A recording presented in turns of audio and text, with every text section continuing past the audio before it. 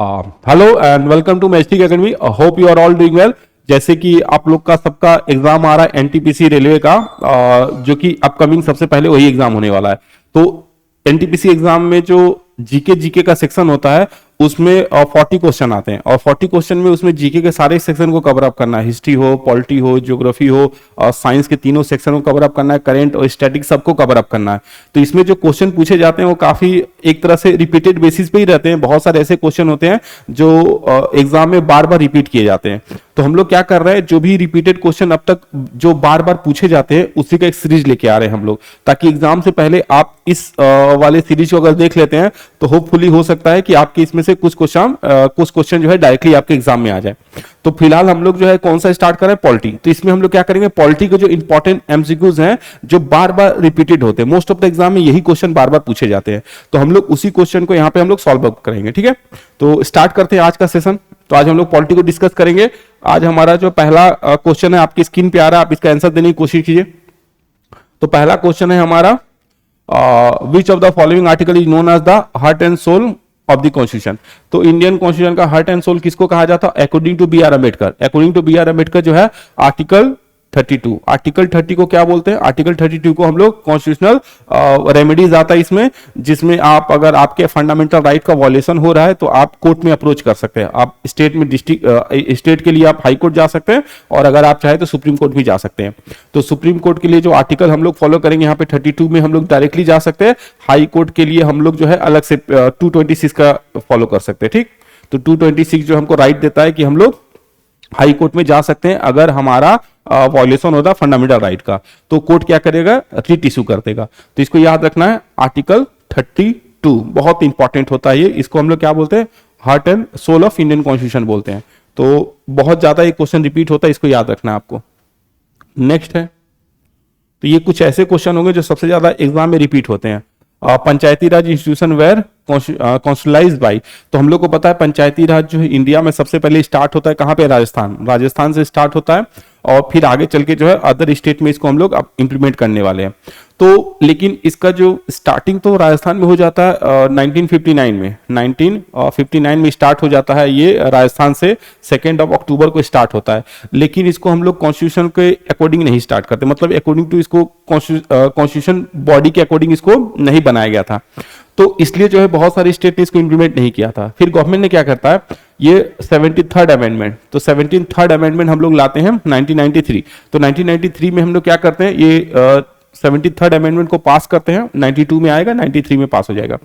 तो 93 में जब ये पास हो जाएगा तो उस समय से क्या होगा, हमारा जो पंचायती राज होगा क्या होगा, ये फुल फ्लेज कॉन्स्टिट्यूशनली हो जाएगा। अब इसको हर स्टेट में इंप्लीमेंट करना नेसेसरी है। तो इसको याद रखना, ये पंचायती राज से डील करेगा। 74th हमारा जो है म्युनिसिपालिटी से डील करता है। 42nd अमेंडमेंट हम इसको मिनी कॉन्स्टिट्यूशन भी बोलते हैं अपना, क्योंकि बहुत ज्यादा अमेंडमेंट होगा इसमें। और 44th अमेंडमेंट जो है जनता दल की जब गवर्नमेंट आएगी तब करेंगे 44th अमेंडमेंट। तो ये कुछ अमेंडमेंट है जो क्वेश्चन पूछे जाते हैं बार बार एग्जाम में। Next, which committee recommended the inclusion of fundamental duties in constitution. तो हम लोग को पता है फंडामेंटल राइट हम लोग यूएसएसआर से इसको बोरो किए, नहीं फंडामेंटल ड्यूटीज हमने कहां से बोरो किया, यूएसएसआर से बोरो करेंगे। प्लस आर्टिकल कितना होता है, तो आर्टिकल है हमारे पास जो इसका 51A, इसका आर्टिकल 51A है। और पार्ट पूछेगा तो कौन सा होगा, पार्ट 4A। पार्ट 4A में इसको हमने रखा हुआ है। तो किस कमेटी ने इसको रिकमेंडेशन दिया था, इसके लिए सरदार स्वर्ण सिंह कमेटी। तो सरदार स्वर्ण सिंह कमेटी ने इसको रिकमेंडेशन दिया था कि हम लोग को फंडामेंटल ड्यूटीज को क्या करना चाहिए, कॉन्स्टिट्यूशन में इंक्लूड करना चाहिए। बलवंत राय मेहता कमेटी किससे रिलेटेड है, बलवंत राय मेहता पंचायती राज से रिलेटेड है। अशोक मेहता भी पंचायती राज से रिलेटेड है। राज मन्नार कमेटी जो है सेंटर स्टेट रिलेशनशिप से बिलोंग करता है। तो सेंटर स्टेट रिलेशनशिप से बिलोंग करता है राज मन्नार।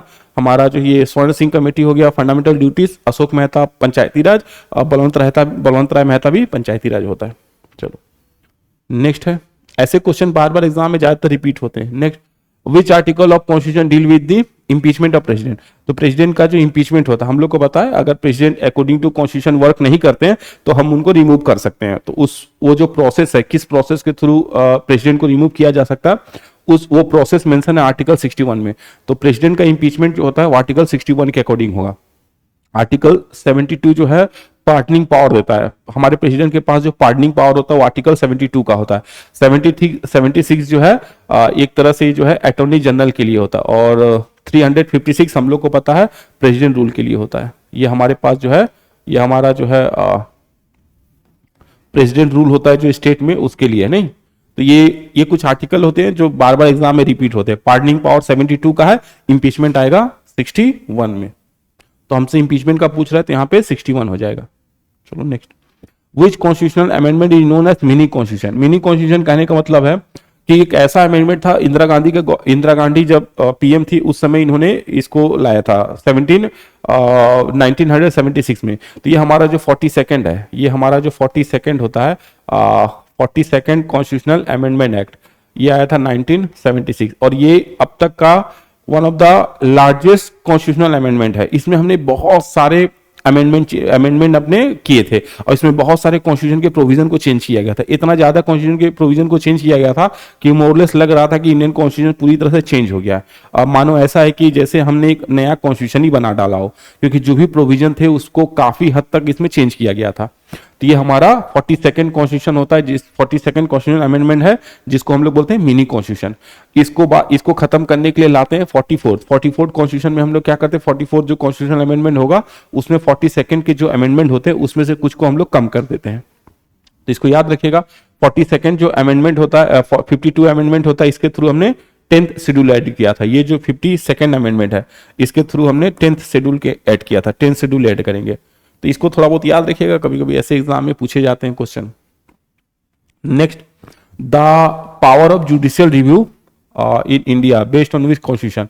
तो हमारे कॉन्स्टिट्यूशन में प्रोविजन है जुडिशियल रिव्यू का, मतलब अगर पार्लियामेंट में कोई लॉ पास करते हैं और वो जो लॉ होता है अकॉर्डिंग टू कॉन्स्टिट्यूशन ना हो या फिर फंडामेंटल राइट का वायलेशन कर रहा है, तो सुप्रीम कोर्ट या हाई कोर्ट, अगर स्टेट से रिलेटेड है तो हाई कोर्ट, सुप्रीम कोर्ट अपना सेंटर से रिलेटेड होगा, तो उस लॉ को जो है अपना कोर्ट जो है देखती है कि क्या अकॉर्डिंग टू कॉन्स्टिट्यूशन बना है या नहीं बना है।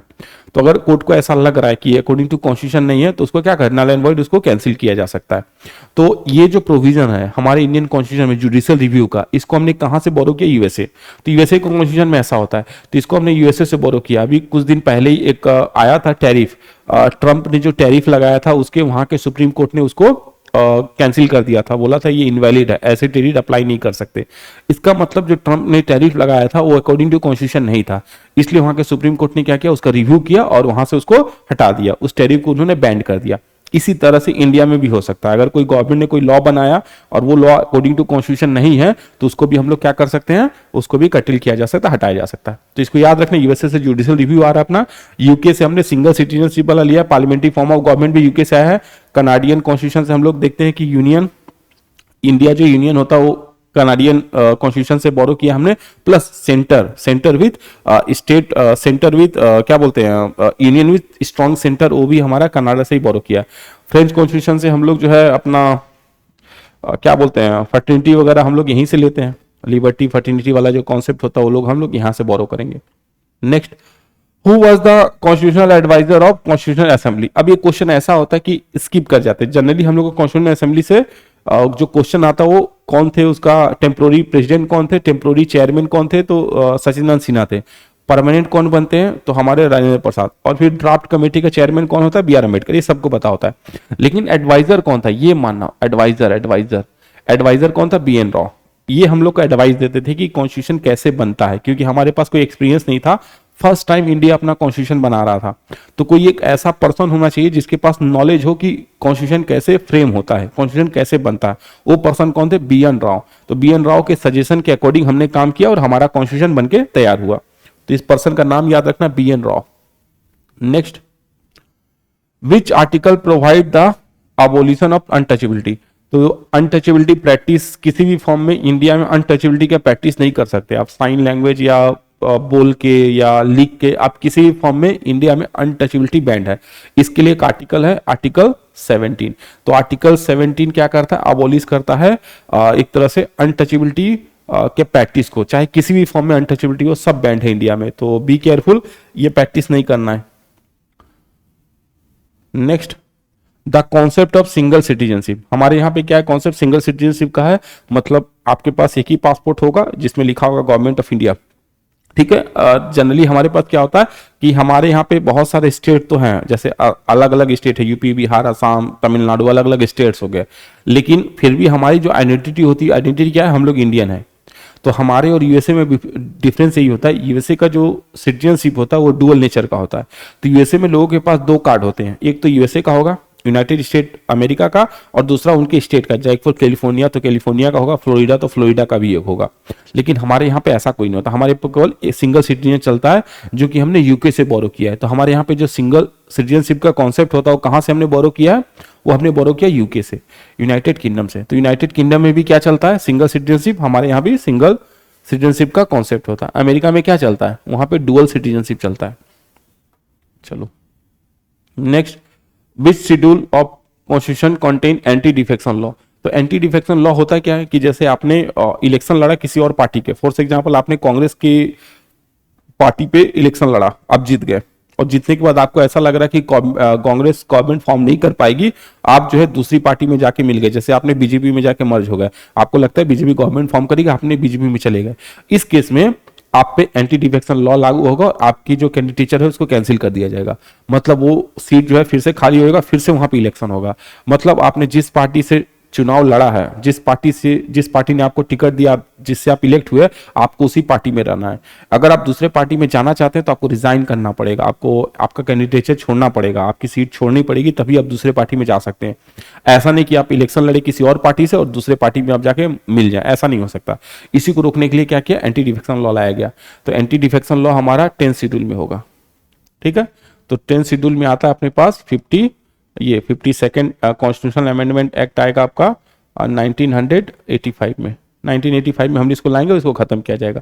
तो 10th शेड्यूल इससे बिलोंग करता है। ठीक, इसको याद रखिएगा, 10th शेड्यूल अपना, तो इसको याद रखिएगा। 10th शेड्यूल में एंटी डिफेक्शन लॉ मिलेगा हमारा। 8th शेड्यूल में ऑफिशियल लैंग्वेज है।